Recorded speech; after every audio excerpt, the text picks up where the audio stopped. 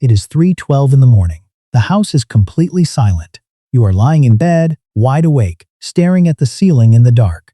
You already know what the clock says before you look at it, because this has been happening almost every night for months. You fall asleep just fine.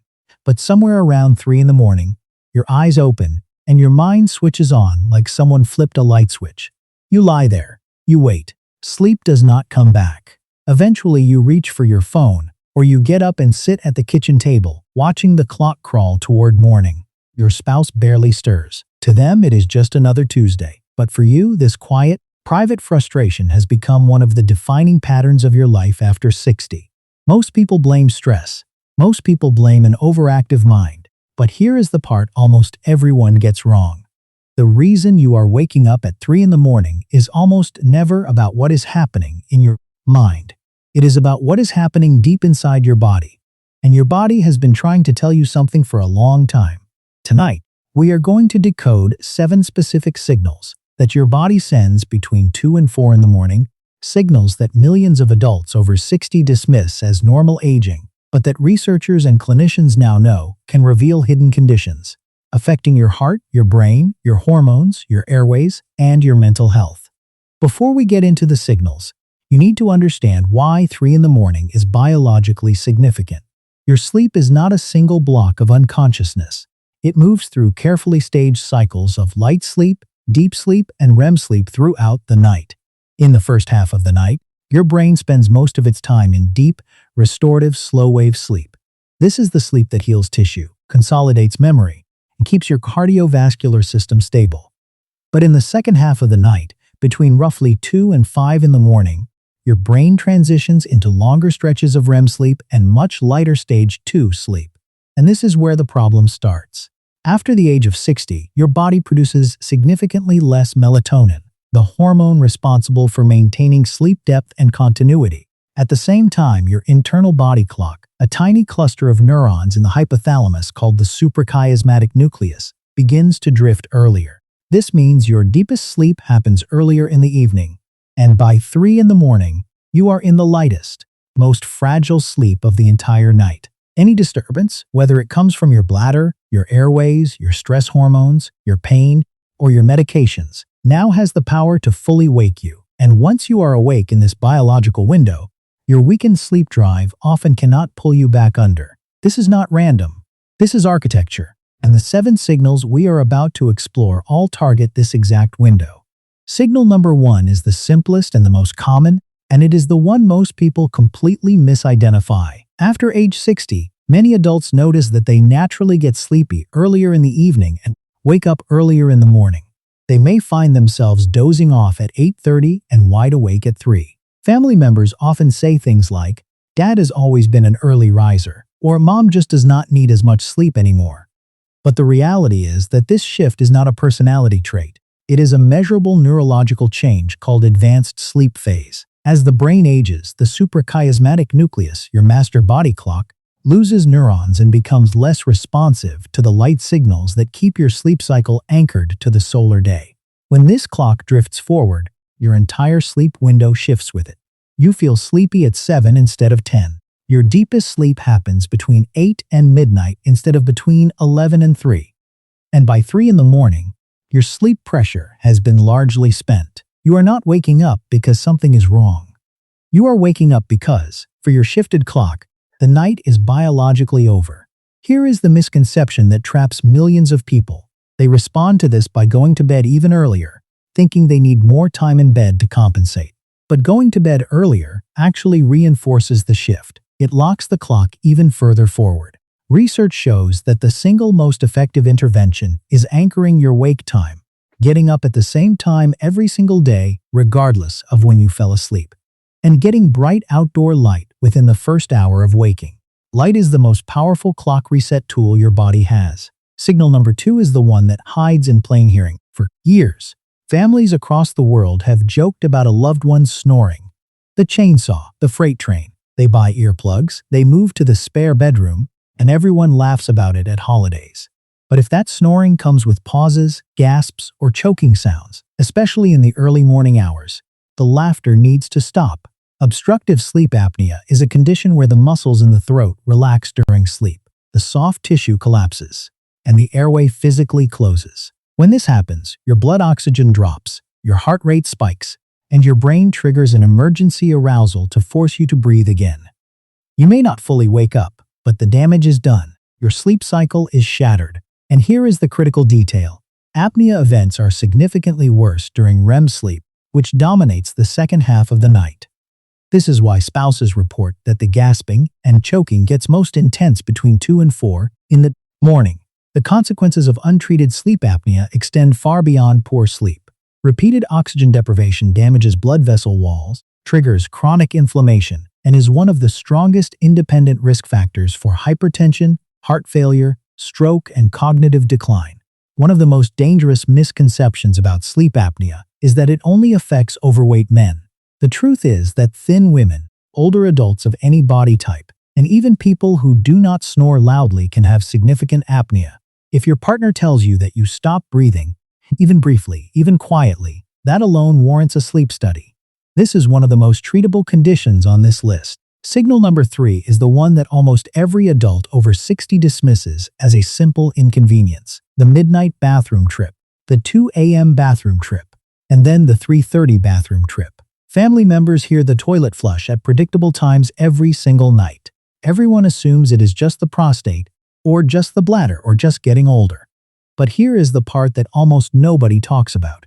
When you stand and walk during the day, gravity pulls fluid into your legs and ankles. When you lie down at night, that fluid redistributes. It returns to your central circulation, and your kidneys process the excess. In a healthy 60-year-old, this produces a modest amount of urine.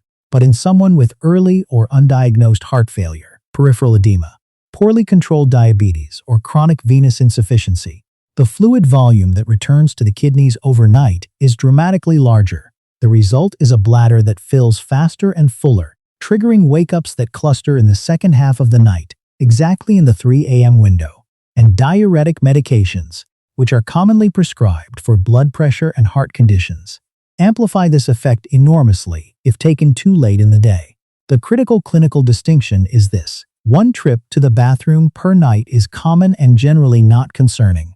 But if you are getting up 3 or more times, if you notice ankle swelling during the day, or if the pattern has worsened recently, this is not just a bladder problem. This is your cardiovascular system sending you a signal through your kidneys. Tell your doctor specifically about nocturia. Do not just say you have bathroom trips. Use the clinical word, nocturia. It changes the conversation. Signal number 4 is the one families struggle with the most, because it looks like worry, and worry seems like a choice, not a symptom. Imagine a 65-year-old woman who wakes at 3:30 every morning. She does not need the bathroom. She is not in pain. She is not snoring. She simply opens her eyes, and within seconds, a heavy wave of dread settles over her chest. She lies there thinking about finances, about her health, about death, about whether she has been a burden to her children. By afternoon, she feels fine. By evening, she is even cheerful. But every morning at 3:30, the dread returns. The clinical term for this pattern is early morning awakening with diurnal mood variation, and it is one of the most reliable hallmarks of late-life depression. Depression in older adults rarely looks like sadness. It looks like lost interest, irritability, and this specific 3 to 4 a.m. waking pattern. The biological mechanism involves the hypothalamic pituitary adrenal axis, the system that regulates your stress hormones. In depression, this axis becomes chronically overactive. Cortisol, which naturally begins to rise around 3 to 4 a.m. to prepare you for waking, surges too early and too aggressively. This premature cortisol spike acts like an internal alarm clock that you cannot turn off. The dread is not in her imagination.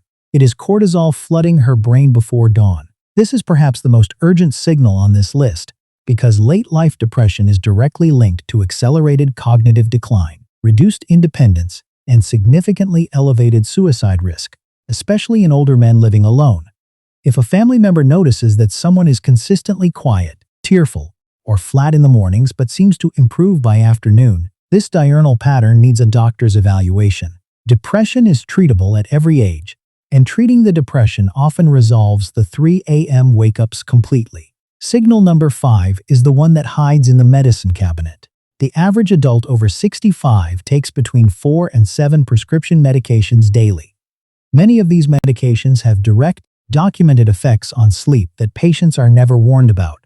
Diuretics taken in the evening send you to the bathroom at 3 a.m. Certain beta blockers suppress melatonin production. Corticosteroids increase arousal and can make it physically impossible to maintain sleep. Some antidepressants, particularly SSRIs, can fragment sleep architecture. Decongestants stimulate the central nervous system. And over-the-counter sleep aids, the ones millions of seniors rely on, including diphenhydramine and other antihistamines, actually worsen sleep quality over time and significantly increase the risk of falls, confusion, and cognitive impairment in older adults. But perhaps the most misunderstood sleep disruptor is alcohol. A glass of wine in the evening does help many people fall asleep faster. But alcohol is metabolized in approximately 4 hours, and when it clears your system, it triggers a rebound arousal effect. The sedative wears off, your nervous system rebounds into a hyperalert state, and you wake up, typically around 3 a.m., with a racing heart and an inability to return to sleep. The critical action here is not to stop medications, but to review their timing and interaction with your doctor or pharmacist. Something as simple as moving a diuretic dose from evening to morning, or adjusting the time you take a steroid, can eliminate 3 a.m. wake-ups entirely. Signal number 6 explains something that millions of people experience but cannot articulate. You wake up at 3 a.m. and your mind immediately begins racing. Thoughts pile on top of each other. You worry about things that seem manageable during the day but feel catastrophic in the dark.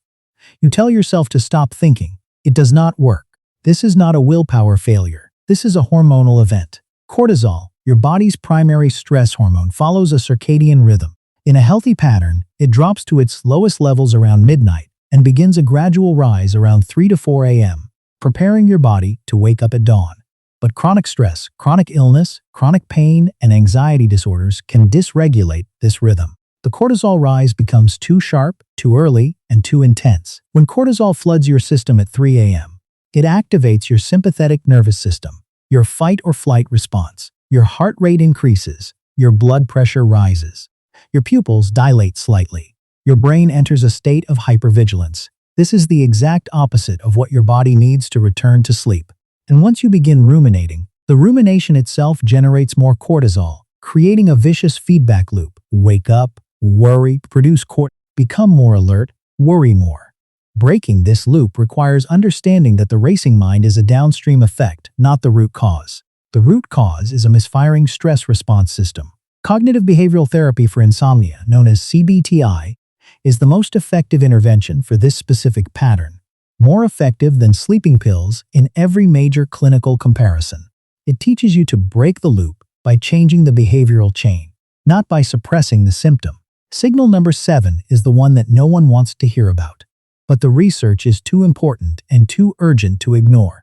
A landmark study from Harvard Medical School followed thousands of adults over decades and found that people who consistently slept fewer than 5 hours per night in their 50s and 60s had roughly double the risk of developing dementia and dying prematurely compared to those who slept 6 to 8 hours. Here is why sleep and the brain are so deeply connected. During deep sleep, your brain activates a waste clearance system called the glymphatic system. Cerebrospinal fluid flows through channels surrounding your brain's blood vessels, washing away metabolic waste products, including beta amyloid and tau proteins, the toxic proteins that accumulate in Alzheimer's disease. When sleep is chronically fragmented, when you are waking at 3 a.m. every night and losing hours of deep restorative sleep, this clearance system does not function properly. Toxic proteins build up, night after night, year after year. The accumulation accelerates the very neurodegeneration that is fragmenting your sleep. It becomes a devastating cycle. Damaged sleep centers produce worse sleep. Worse sleep produces more brain damage. And here is the discovery that should concern every family. Researchers have found that sleep disruption can appear a full decade before the first obvious symptoms of dementia. Caregivers of early-stage Alzheimer's patients consistently report that nighttime wandering, reversed sleep-wake cycles, and chronic early morning awakenings were among the very first signs they noticed, years before memory loss became apparent. Not every 3 a.m. wake-up is dementia. but persistent worsening sleep fragmentation in someone over 60, especially if accompanied by subtle memory slips, personality changes, or increasing confusion, deserves a neurological evaluation. If the 3 a.m. pattern continues for months without investigation, the consequences compound silently. In the short term, chronic sleep fragmentation elevates blood pressure, worsens blood sugar control, deepens depression, and impairs balance and reaction time.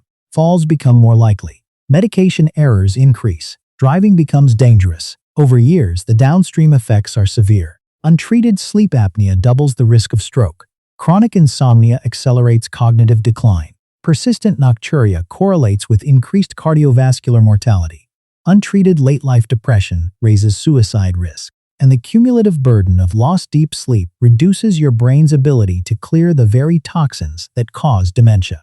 Every 3 a.m. wake-up is a data point. One night is noise. A pattern is a signal. And ignoring a signal does not make it stop. It makes it louder. The most important thing to understand is this. Most of the causes we have discussed tonight are either treatable or manageable. This is not a sentence. This is information that gives you options. Here are the specific actions you can take, starting tonight. First, anchor your wake time. Get up at the same time every single day, regardless of how you slept. This is the single most powerful tool for resetting a drifted body clock. Second, get bright outdoor light within the first hour of waking. Natural sunlight is thousands of times more powerful than indoor lighting at resetting your circadian rhythm. Even 15 minutes of morning light exposure can shift your sleep window later and reduce early awakenings. Third, if you wake at 3 a.m. and cannot fall back asleep within 20 minutes, get out of bed. Go to another room. Do something quiet and calm in dim light, reading, listening to gentle music, doing a puzzle. Return to bed only when you feel sleepy. This is not giving up on sleep. This is the core principle of stimulus control from cognitive behavioral therapy for insomnia, and it is the most evidence-backed insomnia technique in clinical medicine. Fourth, keep a simple sleep diary for 2 weeks. Write down when you went to bed, when you fell asleep, each time you woke up, why you think you woke, and when you finally got up. Also track your daytime mood, energy, and any naps. This diary gives your doctor more diagnostic information than almost any single test. Fifth, bring your diary to your doctor and ask 3 specific questions. Could my medications be affecting my sleep? Should I be evaluated for sleep apnea? And could my 3 a.m. wake-ups be related to depression, nocturia, or another medical condition? These 3 questions open doors that years of saying I do not sleep well never will. It is 3:12 in the morning, and you are awake again. But this time, something has changed. Because now you understand that your body was never just keeping you up for no reason. Every 3 a.m. wake-up was a message. From your body clock, from your airways, from your heart, from your hormones, from your medications, from your mood, or from your brain. The question was never why can I not sleep? The question was always what is my body trying to tell me? And now you know how to listen. If this deep dive into the science of sleep helped you understand what is happening inside your body, or inside the body of someone you love, please subscribe to